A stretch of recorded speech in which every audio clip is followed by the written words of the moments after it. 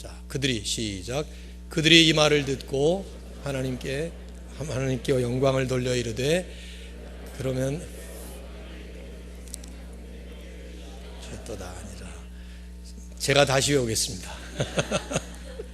다 외우는데 저도 이렇게 버벅거리니 참 나이 탓인 것 같기도 하고 그렇습니다. 그들이 이 말을 듣고 잠잠하여 하나님께 영광을 돌려 이르되, 그러면 하나님께서 이방인에게도 생명 얻는 회개를 주셨도다 하니라.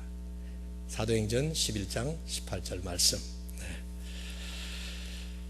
우리는 이미 지난 두 번의 말씀을 통해서 사도행전 10장과 11장의 고넬료 회심 사건을 깊이 있게 살펴보았습니다. 이제 오늘 한 번 더 정리하는 의미는 이 사건이 사도행전 전체 맥락에서 주는 중요성 때문입니다. 여러 번 제가 언급을 했지만은 고넬료의 회심 이야기는 단순히 고넬료 한 사람이 예수 믿고 구원받았다는 이야기가 아니라 사도행전 전체의 흐름에서 보면 사도행전의 주제라고 말할 수 있는 선교적 의미를 가진 아주 중요한 획기적인 사건이었기 때문입니다.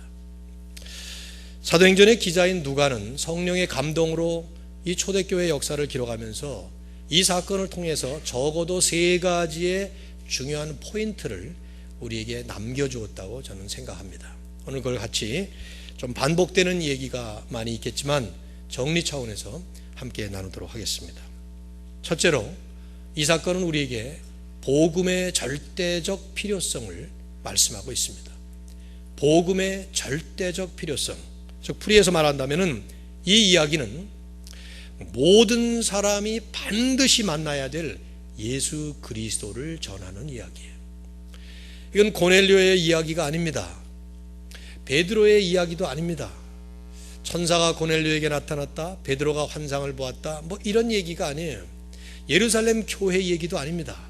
이 얘기의 핵심은 모든 성경에 나오는 이야기와 마찬가지로 역시 예수 그리스도에 대한 이야기입니다. 근데 어떤 이야기냐? 모든 사람들이 반드시 예수님을 만나야 한다 하는 것을 보여준 사건이에요. 고넬료 개인을 생각해 볼 때 이 사건은 당연히 고넬료와 그의 가족들을 구원한 사건이죠. 그렇죠?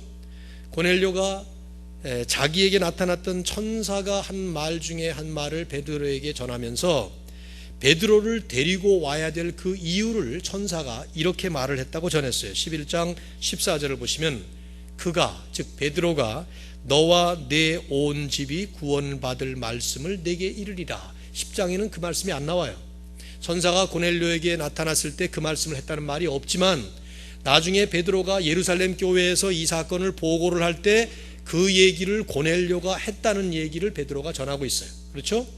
그것은 아마도 사도행전을 기록하는 누가가 일종의 크리센도 형식으로 이 10장의 사건을 좀 무미건조한 기록 스타일로 전하다가 11장으로 예루살렘 교회 전체가 웅성웅성하면서 하마터면 큰일이 일어날 뻔한 그런 긴장된 분위기, 고조된 분위기를 설명하는 가운데에 베드로가 그 말씀을 전하는 거예요. 고넬료의 말에 의하면 천사가 나타났을 때 무슨 말을 했는가 하면 베드로가 너와 내 온 집이 구원받을 말씀을 내게 전할 것이다 하는 말씀을 했다는 것이죠. 즉 고넬료에게 필요했던 것은 구원받을 말씀이었고 그 말씀은 바로 예수 그리스도를 증거하는 복음의 말씀이었다는 거예요. 그래서 베드로는 그에게 불려와서 예수 그리스도를 증거하게 됐고 고넬료는 그 예수님을 믿음으로 말미암아 드디어 자기와 온 가족들이 구원을 받을 수 있었다 하는 것이 이 이야기의 가장 중요한 주제라고 말할 수 있는 핵심 교훈이에요. 한마디로 얘기한다면 고넬료에게 필요했던 것은 복음이었고 고넬료에게 필요했던 분은 예수 그리스도셨다 하는 것입니다. 여러분 다시 한번 생각을 해보세요. 고넬료라는 사람은 일반적인 세상 기준으로 볼 때는 훌륭한 사람이었어요. 10장과 11장이 그걸 강조하죠. 비록 유대식이지만 하나님을 이미 경외하던 사람이었습니다. 그렇죠? 경건한 삶으로 보면 기도 생활, 구제 생활이 너무 좋아서 천사가 뭐라고 말하는가 하면 너의 기도와 구제가 하나님께 상달되었다. 하나님이 내 기도 생활, 구제 생활을 다 지켜보셔서 이렇게 나를 보내신 거다. 천사가 방문한 이유를 구제와 기도 생활을 잘했기 때문이라고 그렇게 말할 만큼 이 사람은 도덕적으로 흠이 없는 아주 성결한 그런 사람이었어요. 그것이 얼마나 컸던가 하면 식민지 국민들이었던 유대 사람들, 가이사랴에 사는 모든 유대 사람들이 그를 존경했습니다. 하인이 그걸 증거하지 않았어요? 베드로에게 와서 우리 주인은 그러면서 어떤 사람이냐? 10장 22절에 보면 He is respected by all the Jewish people. 모든 유대 사람들에게 존경받는 사람입니다. 이걸 하인이 증거했다 이 말이에요. 식민지 국민들이 어떻게 정복국가의 그 권력층에 있었던 그 사람을 존경할 수 있었을까? 생각해 보세요. 얼마나 좋은 일을 많이 했으면, 구제를 많이 하고 사람들에게 좋은 일을 많이 했으면. 그러나 그런 사람이라 하더라도 도덕적으로 흠이 없고 너무 깨끗하고 모든 사람들에게 숭배를 받고 존경을 받는 그런 사람조차도 예수를 증거하는 복음이 필요했고, 그 복음을 통해서 예수 그리스도를 믿어야만 그는 구원을 받을 수 있었다는 것입니다. 그리스도 없이는 구원이 없어요.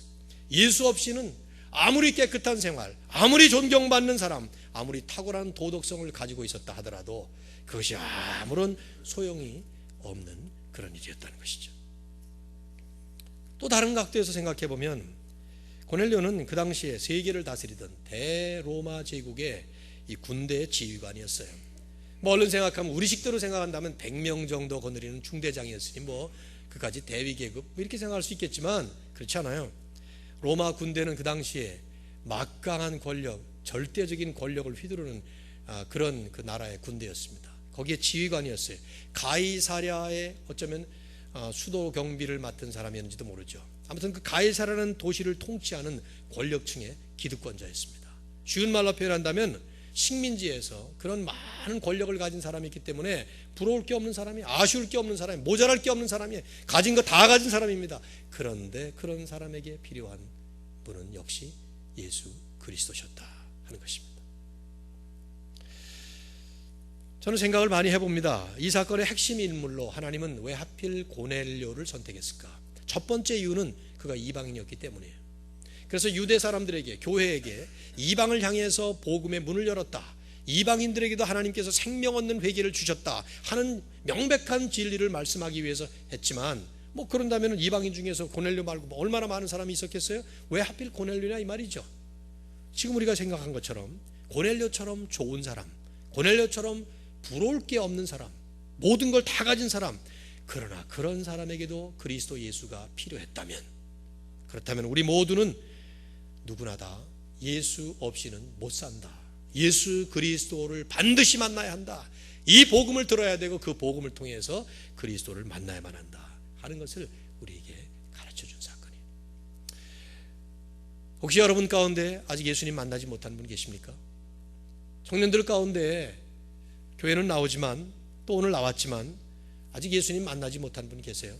예수님을 만난다는 것은 사도 바울이 다메섹으로 가다가 부활하신 예수님을 피지컬 컨택을 하면서 만날 수도 있지만, 또 드라마틱한 어떤 이벤트를 통해서 만날 수도 있지만, 조용한 가운데 말씀으로 찾아오실 수도 있고, 또 성령님의 인도하심 따라서 꿈의 환상을 볼 수도 있는 것입니다. 흔하지는 않은 일이고 대단히 예외적인 일이고 별로 없는 일이긴 하지만 말이죠.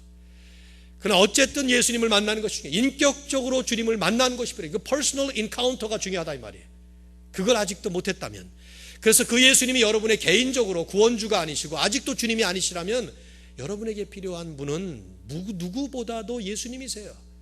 여러분에게 가장 필요한 것은 그 예수님을 통해서만 얻을 수 있는 영생이 여러분에게 필요하다 이 말이죠. 주님은 그것을 아주 간단하게 말씀하셨어요. 마태복음 16장 26절에 사람이 만일 온 천하를 얻고도 제 목숨을 잃으면 무엇이 유익하리요? 아무 소용없다 그 말이죠. 사람이 무엇을 주고 자기 목숨을 바꾸겠느냐? 이것은 세 가지 아주 중요한 핵심을 얘기하는 것입니다. 첫째는 가장 중요한 것을 갖지 못했다면 덜 중요한 것 아무리 많이 가져봤자 소용없다 하는 거예요. 두 번째는 그 가장 중요한 것이라는 것은 영원한 생명이라는 것이죠. 그리고 세 번째는 그 영원한 생명은 오직 예수 그리스도를 통해서만 얻는다는 것입니다. 여러분, 학위를 위해서 이 먼 미국까지 와서 공부하는 유학생들, 그 학위 대단히 중요합니다.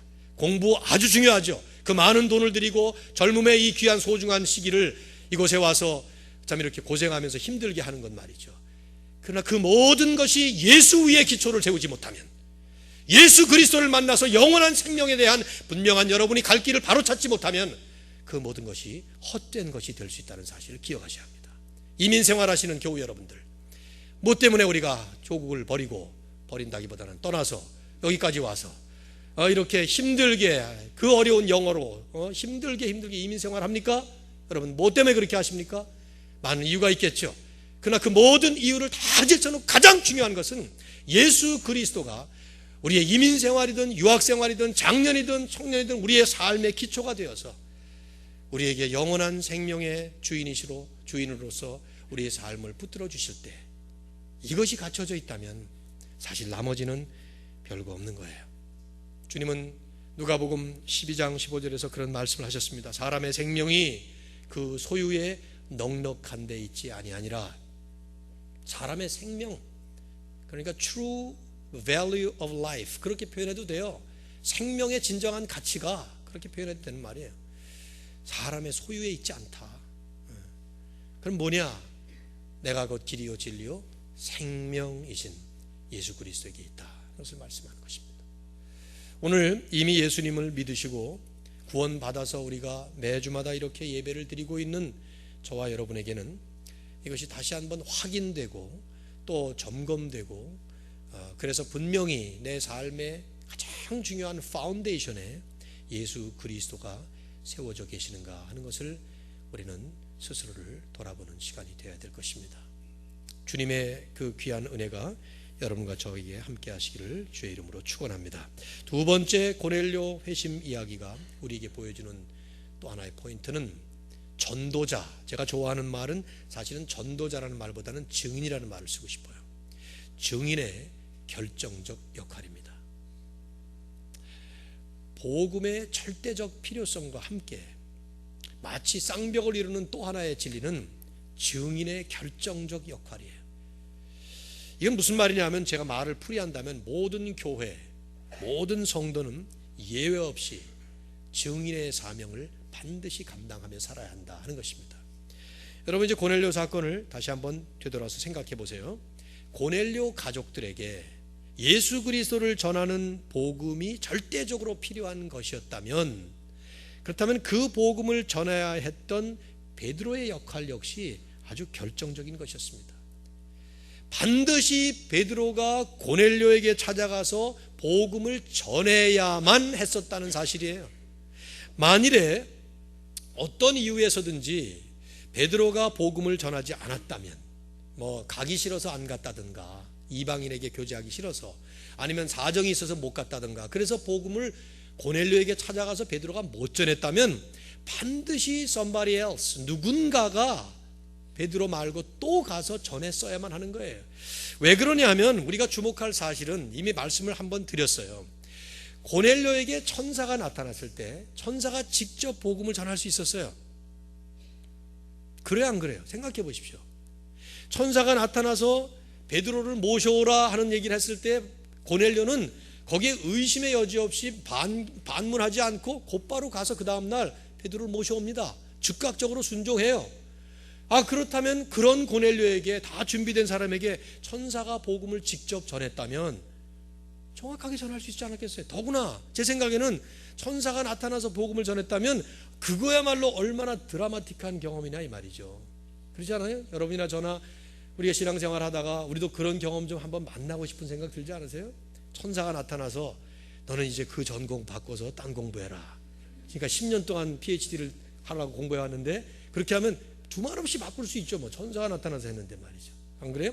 저 여자와 결혼해라. 그럼 뭐 자기 마음에 안 들어도 후닥닥 가서 결혼할 거고. 이게 얼마나 드라마틱한 일이냐 말이죠. 결정하기 쉽잖아요. 너 예수 믿어야 구원받는다. 날개 홀홀 날아가면서 말이죠. 그러면 곧바로 뭐 안 믿을 사람 누가 있겠어요? 근데 왜 천사가 이왕에 안 나타날 거면 모르지만 나타났는데, 거기 전화 뭐하러 베드로에게 가서 뭐 이렇게 구차스럽게 하냐 이 말이죠. 그러다가 만일에 하나 베드로가 나 안 가, 이방인하고 교제 못해, 그러면 어떡하려고 말이죠. 이 사실이 대단히 중요한 일이에요. 우스꽝스러운 것 같지만 그렇지 않습니다. 베드로가 고넬료에게 가서 복음을 전하는 것이 하나님의 뜻이었다는 거예요. 반드시 베드로는 반드시 고넬료에게 가서 그의 입을 열어서 복음을 전했어야만 했어요. 베드로는 그래서 간 것입니다. 고넬료는 그 베드로가 전하는 복음의 말씀을 듣고 그 말씀을 믿고 그런 다음에 예수님 영접하고 구원을 받는, 이것이 하나님의 섭리였어요. 하나님께서 그렇게 예정하신 거예요. 하나님이 그렇게 정하신 거예요. 우리가 이 사건을 보면서 우리는 이 증인의 결정적인 역할이라는 성경의 보편적인 이 진리를 다시 한번 정리할 필요가 있습니다. 바울은 이 진리를 아주 강력하게 질문형으로 묻습니다. 보세요. 로마서 10장 13절에서 누구든지 주의 이름을 부르는 자는 구원을 받으리라. 그런데 그 말씀을 한 다음에 그 다음에 연속해서 마치 강탈을 하듯이 바울이 질문합니다. 그런즉 그들이 믿지 아니하는 일을 어찌 부르리요? 듣지도 못한 일을 어찌 믿으리요? 전파하는 자가 없이 어찌 들으리요? 보내심을 받지 아니하였으면 어찌 전파하리요? 4번을 연속해서 질문합니다. 그러면서 기록된 바 아름답도다 좋은 소식을 전하는 자들의 발이요 함과 같으니라. 구약을 인용하면서 예수의 이름을 부르면 구원을 받는데, 그렇다면 아니 믿지 않는데 어찌 부르겠냐 이 말이죠. 듣지 못했는데 어찌 믿겠냐 이 말이죠. 전파하는 자가 없는데 어찌 듣겠냐 이 말이에요. 보내심을 받지 않았는데 어찌 전파하겠느냐. 그러므로 하나님께서 우리를 그런 자리로 보내심을 주셨다 하는 것을 말씀하고 있는 것이죠. 예수님은 복음서를 보면 사복음서의 기자들은 복음서의 마지막 결론을 공통적인 말씀으로 결론을 맺어요. 프레이즈가 조금씩 달라요. 그 표현이 다릅니다만 마태복음 28장 18, 19, 20절이 가장 full sentence를, full statement를 얘기를 하고 있죠. 거기 뭐라고 나옵니까? 그러므로 너희는 가서 모든 족속, 이를 좀 나와줘야 된다고 내 수도 없이 얘기하는데 안 나와주네. 그러므로 너희는 가서 모든 족속으로 제자를 삼으라. 거기에 우리말 번역에 참 잘했어요. 제자 삼으라가 주어지만은 그것이 주동사예요. 그것이. 그리고 나머지 3가지가 전부 다 분사지만 우리말 번역을 잘했어요. 그 순서적으로. 가서 하는 말이, 가서 모든 족속으로 제자를 삼으라. 그리고 가르쳐라. 지키게 하라. 세례를 주라. 이런 말씀을 하는데 거기에 주님께서 우리에게 명백하게 명령하신 그 명령, 그것을 사도행전에 들어가면 1장 8절 이미 여러 번 말씀한 것이지만은 성령이 너희에게 임하시면 너희가 권능을 받고 예루살렘과 온 유대와 사마리아와 땅끝까지 이르러 내 증인이 되리라. 증인이 되리라. 이것은 되라보다도 더 강력한 거예요. 왜냐하면 너는 되게 돼 있어, 그 말이거든요. 예언이에요. 예언. 싫든 좋든 증인이 되어서 살아갈 것이다 이 말이지. 복음 전도의 절대적인 이 중요성, 그리고 증인의 결정적인 이 역할, 반드시 복음을 들어야 구원을 받게 되어 있고, 그리고 그 복음은 반드시 전하는 증인이 있어야만 전하게 되어 있다는 것을 우리에게 말씀하고 있어요. 저는 목사가 된 이래로 지금까지 한 30년을 목회해 오면서 이렇게 저렇게 이 진리에 대해서 생각을 많이 안 할 수가 없는 입장에서 지난 30년을 살아왔습니다. 왜 하나님은 굳이 나 같은 사람, 여러분 같은 분들, 우리가 얼마나 부족합니까? 여러분 전도 잘하세요? 여러분이 입을 쫙 열면은 기가 막히게 복음을 한치의 이 실수 없이 찰찰찰찰 아주 설득력 있게, 아주 논리 있게, 정말 일관성 있게, 어디 하나 군더더기 없이 쫙 전도 폭발 외워가지고 그 입에서 이렇게 암송하는 거 말고 그렇게 할 수 있습니까? 그래서 안 믿는 사람이 마음이 활짝 열리고 이해되지 않던 사람이 그냥 머리가 확 뛰면서 살아계신 하나님을 눈으로 완전히 보는 것처럼 그렇게 설명할 수 있겠어요? 못하죠? 저도 못해요. 우리 그렇게 못합니다. 우리는 뭘 합니까? 내가 믿는 것 전해주는 것밖에 없어요. 내가 알고 있는 것 말하는 것 뿐이에요. 그게 증인이에요. 증인은 뭘 만들어내는 사람들이 아니에요. 내가 알고 믿고 보고 들은 것을 그대로 있는 대로 가감없이 그냥 얘기하는 것이 이게 증인이에요. 그러면 하나님은 무엇 때문에 이런 증인, 우리들을 통해서 복음을 전하시려고 하실까? 여러분 생각해 보세요. 하나님이 직접 하시면 얼마나 좋겠어요. 지난 금요일 날 엊그저께 기도회 할 때 제가 오병이어의 이적을 가지고 얘기했지만 예수님이 그냥 눈 한번 깜짝하면은 모든 사람들이 풍성하게 먹고 남을 버페 식당이 쫙 차려질 수 있었을 텐데 뭐 때문에 너희들이 가서 먹을 거 찾아서 주어라 이런 말씀을 왜 하시냐 이 말이에요. 한번 생각해 보세요. 그거와 이렇게 맥락을 지어서 뭐 때문에 하나님이 우리를 시키실까? 부담이잖아요. 전도, 이웃을 섬기는 전도자 얼마나 부담스러워요. 태신자 작정하라고 그러고 말이지. 얼마나 부담스럽습니까? 전도한다는 것이.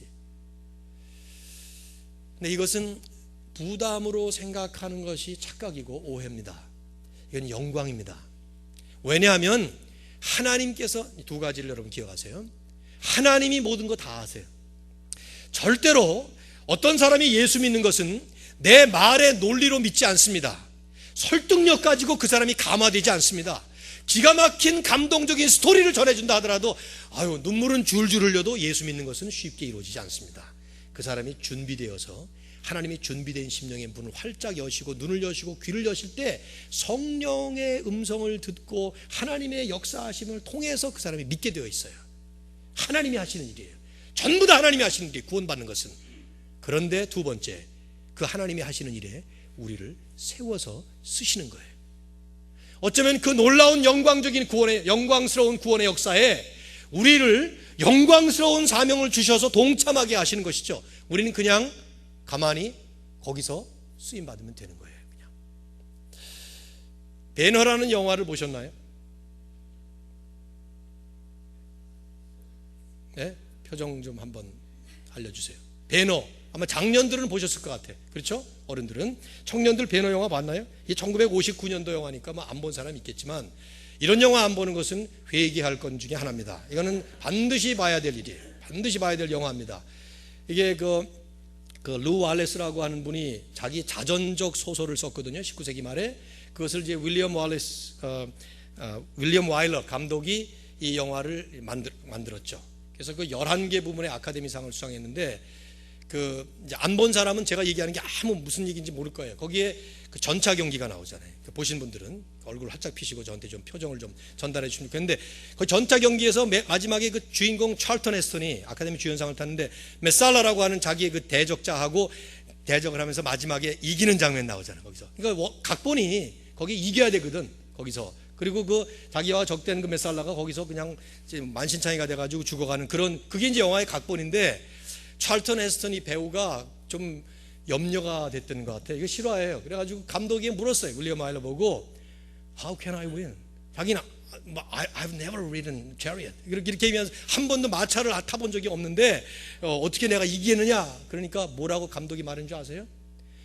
Just be there. I will make you win. 영어들이 안 통하니까 이제 감동이 별로 없어요. 거기 있기만 하면 내가 이기게 해주겠다. 그 말이에요. 이 말은 기가 막힌 성경적인 진리예요.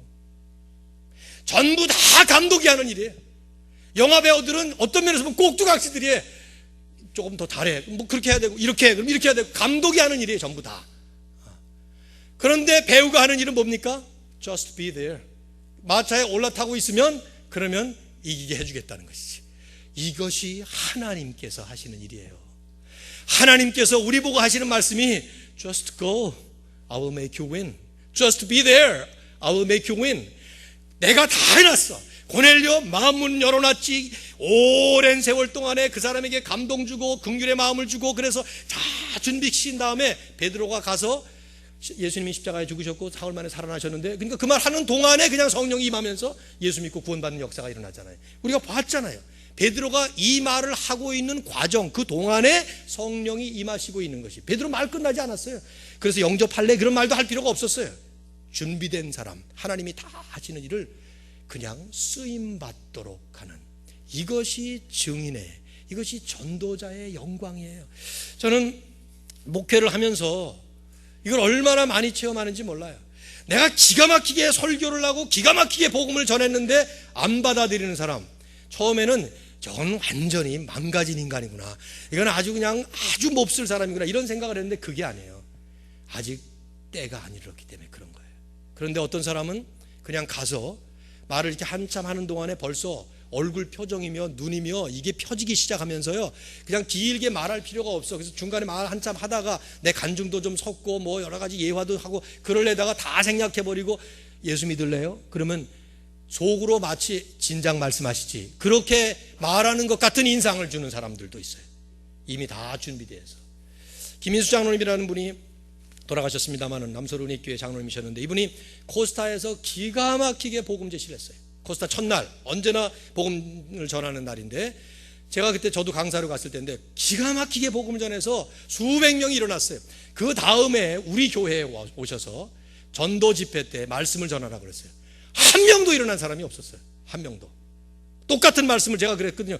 장로님 그대로 코스타에서 하셨던 말씀, 그 말씀 그대로 전해주시면 좋겠어요. 그 장로님 워낙 가시는 데마다 그걸 많이 증거하셨던 분인데 한 명도 회심한 사람이 없었어요. 제가 목회를 잘못하고 우리 교회가 망가진 교회였기 때문에? 아닙니다. 그때 새생명 축제라서 많은 사람들을 모시고 왔지만 아직 구원받을 준비가 안 됐던 것이죠. 장로님에게 제가 그런 말씀을 드렸고 장로님도 역시 그렇게 생각을 하시더라고요. 아, 이건 준비가 안 됐기 때문에 그렇다고. 그런데 그 다음에 누구라고 말씀을 안 드리겠습니다만은 별로 그렇게 유명하지도 않고 별로 그렇게 뛰어난 말씀을 증거한 것 같지도 않은데 많은 사람들이 그 말씀을 듣고 복음을 받고 예수 믿고 구원받는 역사가 또 일어나는 걸 보고, 이건 뭐 수도 없이 경험하는 일이에요. 하나님이 하시는 일이라 우리는 측정 못해요. 다만 우리는 just be there, just go there 할 때 그 자리에 가야 되는 이런 사명이 있는 것입니다. 이것이 얼마나 영광스러운 일인가 하는 것은 경험을 해봐야 합니다. 우리 특별히 사랑하는 청년부, 장년들을 포함해서 이제 2부 예배 때는 장년들도 많이 계시기 때문에 여러분들이 만나는 분들에게 여러분이 알고 계시는, 여러분이 믿고 있는 그 예수님을 전할 수 있는 실력을 키우십시오. 그 실력은 영적인 실력이라야 합니다. 한 사람의 영혼을 놓고 여러분이 오랫동안 기도하시면서 성령의 역사가 그분의 마음을 감동시키고, 우리가 지금 수요일마다 이슬비 전도 편지를 보냅니다. 몇 명 안 돼요. 그냥 갈 때마다 제가 하는 기도는 똑같습니다. 이 편지를 받는 그분의 마음이 활짝 열리고 예수 믿을 수 있는 계기가 마련될 수 있도록 이 편지 사용하여 주시옵소서. 저는 믿습니다. 이런 많은 기도와 노력과 성실한 그런 정성들이 모여서 어느 날 하나님이 정하신 때에 하나님이 정하신 방법으로 하나님이 정하신 사람들의 하나님이 정하신 증언을 통해서 그분은 예수 믿고 구원받게 돼 있어요. 저는 그것이 우리 아버지에게도 일어난 역사였어요. 평생 예수 안 믿고 영원토록 멸망받을 지옥으로 가실 것 같은 느낌이 들어서 얼마나 불안하고 답답하고 안타까웠는지 몰라요, 어머님과 저는. 그런데 아버님을 구원하시는 하나님의 섭리는 너무나도 오묘했습니다. 그래서 마지막에 예수님 영접하시는 그 장면을 제가 똑똑히 목격하면서 역시 우리는 끊임없이 하나님만이 아시는 그 대상을 향해서 증인의 역할을 감당해야 되겠다 하는 생각을 또 해보게 되었습니다. 증인의 이 결정적인 역할, 여러분 없이는 하나님은 구원을 안 이루세요. 우리 없이는 하나님은 하나님의 일을 안 하신다 이 말이에요. 그 이유는 자녀가 된 우리들에게 아버지의 영광을 함께 나누도록 기회를 주신 것이기 때문이죠. 하나님 혼자서만 영광 받기 싫으신 것 같아요. 그래서 우리에게도 그걸 나눠주시기를 원하시는 거죠. 저와 여러분이 또 우리 교회가 이런 증인의 역할을 잘 감당할 수 있기를 주님의 이름으로 축원합니다. 마지막 또 하나, 세 번째로 이 말씀 핵심이라고 볼 수 있는데요, 그것은 교회의 궁극적 비전입니다. 교회의 궁극적 비전, 설명을 한다면 선교의 비전이죠. 세계 선교의 비전입니다. 그러나 이 선교라는 말, 전도라는 이런 말들이 너무 이제는 국한된 의미로 사용되고 있기 때문에 좀 다른 말로 풀이를 할 필요가 있다는 생각이 들어서 비전이라는 말을 썼어요. 지역교회는 궁극적인 비전이 무엇인지를 알면서 가야 합니다. 여러분, 임마누엘 교회의 비전이 무엇입니까? 우리 교회뿐만 아니라 모든 지역의 모든 시대에 어느 한 지역에 세워진 하나님의 사람들의 모임은 어떤 비전을 가지고 가야 합니까? 그것은 세계 선교의 비전입니다. 왜냐하면 교회의 주인이 되시고 머리가 되시는 우리 주님, 그리고 우리 아버지 되시고 역사의 주관자가 되시는 하나님의 비전이 세계 선교이기 때문입니다. 온 세상 모든 민족들 가운데에서 하나님이 정하신 하나님의 사람들이 그 충만한 숫자에 들어올 때까지 우리는 몰라요. 14만 4천 명이라고 계시록에 나와 있는 그 숫자는 완전 숫자인 12를 2번 곱하고 또 완전 숫자인 열을 3번 삼승을 해서 만들어낸 숫자이기 때문에 문자적인 숫자는 분명히 아닐 겁니다. 하나님의 그 제정하신 그 하나님의 백성들의 충만한 숫자가 이루어질 때까지 하나님은 끊임없이 그날까지 갑니다. 그때가 되면 우리 주님은 재림하십니다. 뭐 재림이 먼저냐 이것이 먼저냐 이런 뭐 전천년설 후천년설 이런 건 다 제쳐놓고 어쨌든 그 마지막 역사의 종말이 하나님께서 종결 지으시는 것이고 그때가 영원한 하나님 나라가 진정으로 시작되는 영생의 시작, 영원한 세계의 시작이에요. 그때가 되면 주님이 재림하셔요. 그때가 되면 주님은 먼저 간 성도들을 함께 모시고 내려오십니다.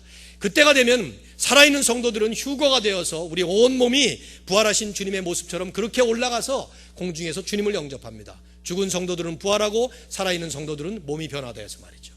근데 그런 역사가 이루어지는 그날까지 지상교회는 존재합니다. 성도들은 이 땅에 삽니다. 근데 우리들의 목적이 어디에 있느냐, 어디를 향해서 가고 있느냐, 그 마지막 목적지 Final Destination을 분명히 보고 가는 것이 중요해요. 그것이 바로 세계 선교라는 것입니다. 이걸 가르쳐준 성경이 말씀이 오늘 고넬료의 회심 사건이에요. 고넬료의 회심 사건은 사도행전 전체의 그림 속에서 보면 세계 선교의 문을 활짝 열어놓은 획기적인 사건이에요. 즉 복음이 드디어 예루살렘이라는 지역을 넘어서 그 탄탄하게 closed society였다는 예루살렘을 넘어서서 땅끝을 향해서 활짝 문을 열고 박차고 나갔던 그 획기적인 하나님의 특별한 작업이었단 말입니다. 이제 이 사건 뒤에 안디옥 교회라고 하는 공식적으로는 최초의 이방인 교회가 세워져요. 다음 본문인 19절 이하를 보시면, 그리고 예루살렘 교회는 공식적으로는 사도행전의 무대의 전면에서 사라지게 됩니다. 12장에 야고보의 순교와 또 베드로의 감옥에 투옥되는 일 때문에 잠깐 다시 나오긴 하지만 그러나 공식적으로는 흐름 속에서 사라지는 거예요. 안디옥 교회를 중심으로 하는 세계 선교의 무대가 새로운 역사로 활짝 열리게 되는 것이죠.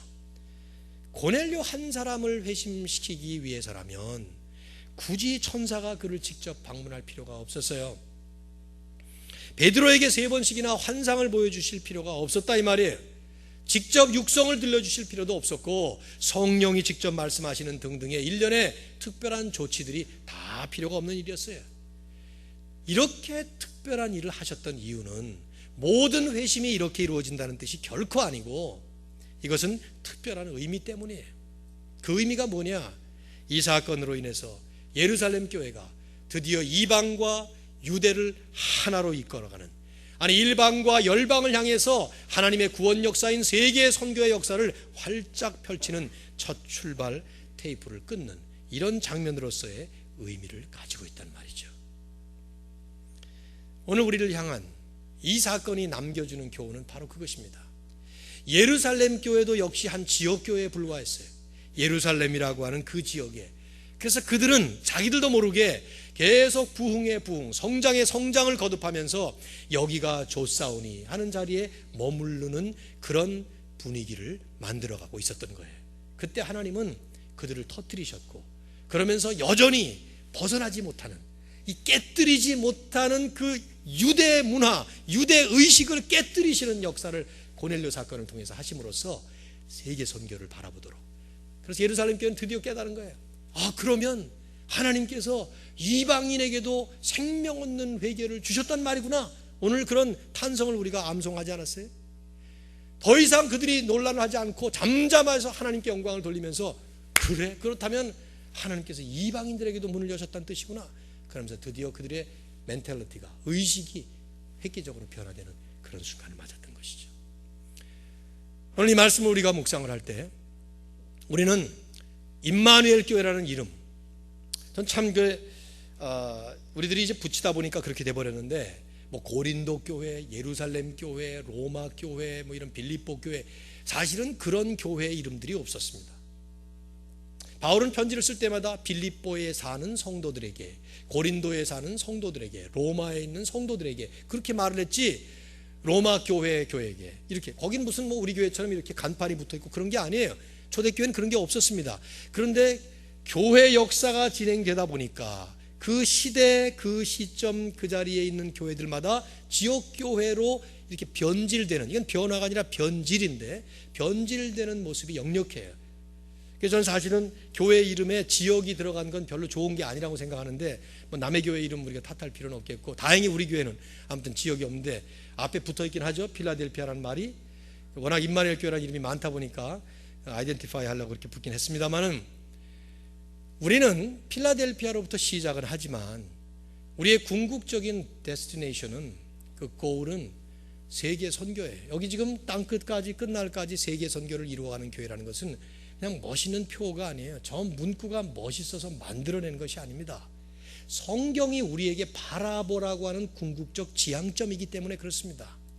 여러분, 목표를 알고 여행하는 사람과 목적지 없이 여행하는 사람은 그 삶의 질이나 또 모든 내용이 다 달라집니다. 목적지가 없이 여행하는 사람을 우리는 방랑자라고 합니다. 방황해요. 왜 사는지 몰라요. 하루하루가 지겹고 괴롭고 불안하고 초조합니다. 그러나 분명한 목적지를 향해서 떠난 여행자는 가는 길이 험해도 어떻게 해서든지 갑니다. 좋은 일이 생기면 잘 즐깁니다. 목적지가 분명하기 때문에 그렇습니다. 임마누엘 교회가 왜 이 자리에 존재해야 되느냐 하는 질문을 할 때 영락없이 성경은 우리에게 말씀하기를 땅끝까지 끝날까지 세계 선교를 이루어가는 그런 사명이 있기 때문이다 하는 것을 말씀하는 거예요. 중요한 것은 그것이 우리의 비전이 되어야 돼요. 궁극적 비전이 되어서 거기를 계속해서 바라보면서 가야 된다는 것이죠. 단기 선교가 목적이 아니에요. 그건 하나의 행사일 뿐이에요. 그러나 그 단기 선교 하나를 통해서 우리는 세계 선교를 이루어가는 작은 정성을 하나님께 드리는 것입니다. 모든 하는 행사가 다 그렇습니다.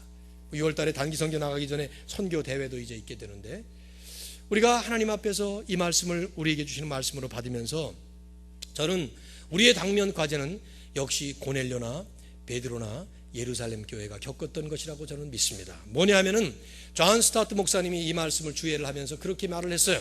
사도행전 10장과 11장의 이 사건의 주제는 고넬료의 컨버전이 아니라 베드로의 컨버전이었다. 똑같은 컨버전이라는 단어를 좀 다른 가운데서 쓴 것이죠. 고넬료의 컨버전은 회심이라는 말이에요. 예수님을 알지 못하던 사람이 예수님 믿고 완전히 회심한 것입니다. 그런데 이것은 고넬료의 회심으로 끝난 게 아니라 이것이죠. 베드로의 회심. 베드로가 이미 예수 믿는 사람이었겠지만은 그가 의식이 변화되고 비전이 변화되고 퍼스펙티브가 달라지는 이런 세계관의 변화. 저는 거기다 하나를 더 덧붙이고 싶어요. 그것은 예루살렘 교회의 컨버전이었고, 그것은 곧 우리들을 향한 컨버전을 요구하고 있는 것이죠. 여러분이나 저나 지금 이민교회, 유학생교회를 섬기고 있습니다. 우리 임마누엘 교회는 이민교회이면서 또 우리 유학생들이 특별히 많이 모이는, 필라델피아 지역에서 가장 많이 모이고 있는 참 소중한 사명을 가진 교회인데, 우리가 그 말 자체도 여러분이 의식에 관계되는 부분에서 생각을 해본다면 이민이라는 말과 유학이라는 말 대신에 저는 선교적이라는 말을 넣고 싶어요. 이민교회라기보다는 선교적 교회, 유학교회, 유학생교회라기보다는 선교적 교회. 유학도 하나님이 우리에게 주신 선교적 삶을 위해서 허락해 주신 우리의 삶의 단계이고, 이민생활도 하나님께서 우리에게 선교적 삶을 위해서 이 자리에 불러주신 삶의 내용이기 때문에 그렇습니다. 여러분, 우리는 이미 타문화권을 접한 사람들이에요. 한국에서 태어나서 그 한국에서만 계속 살다가 세상을 떠나시는 분들은 타문화라는 것을 알기가 쉽지가 않아요. 요즘은 뭐 워낙 다른 문화권에서 한국으로 들어온 사람들이 많으니까 그것도 하긴 하지만 여전히 기득권은 있는 사람들이 가지고 있으니까 말이죠. 그러나 우리는 이런 표현이 적합한 표현은 아니지만 다른 표현이 없기 때문에 사용합니다마는 이미 기득권을 가진 이 서양 문화에 우리는 비기득권층으로서 와서 이 타문화권에 적응하려고 하고 어떻게든지 여기서 우리는 나름대로 서바이브 하려고 애를 쓰면서 단순히 서바이브 한 정도가 아니라 잘 자리를 매김을 하고 뿌리를 내려서 이민 생활에도 성공적으로 잘하고, 유학 생활도 영어권에서 태어난 학생들도 못하는 그런 공부들을 하면서 얼마나 지금 잘 해나가고 있습니까? 그렇다면 하나님은 우리에게 아주 뛰어난 애드밴티지를 주신 거예요. 그게 뭡니까? 선교는 결국은 타 문화권을 향해서 크로스 컬처럴 익스피리언스뿐만 아니라 크로스 컬처럴 엔카운터를 하면서 타 문화를 향해 초문화적인 삶을 사는 것이 이게 선교예요.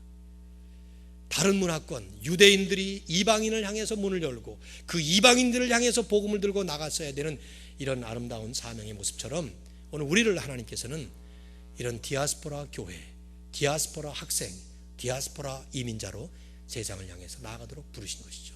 제가 이민교회를 목회하기 때문에 멋있는 말을 만드느라고 이런 말을 한 건 아니에요. 이게 성경적이에요. 성경은 우리에게 끊임없이 이민자의 삶을 소개합니다. 아브라함도 이민 갔어요. 요셉도 이민 갔고요. 야곱도 이민 갔습니다. 모세는 여러 번 이민을 했어요. 애굽에서 태어나서 비디안 광야로 갔다가 다시 애굽으로 갔다가 그 다음에 또 다시 저 가나안을 향해서 이민자들을 데리고 가는, 그리고 모든 출애굽한 백성들은 전부 다 자기들은 가나안으로 또 이민을 갑니다. 바벨론으로 이민 보낸 적도 있어요. 70년 동안. 수없이 성경은 우리를 이동시킨다 이 말이에요. 이민이란 말은 그 이유는 무엇일까요?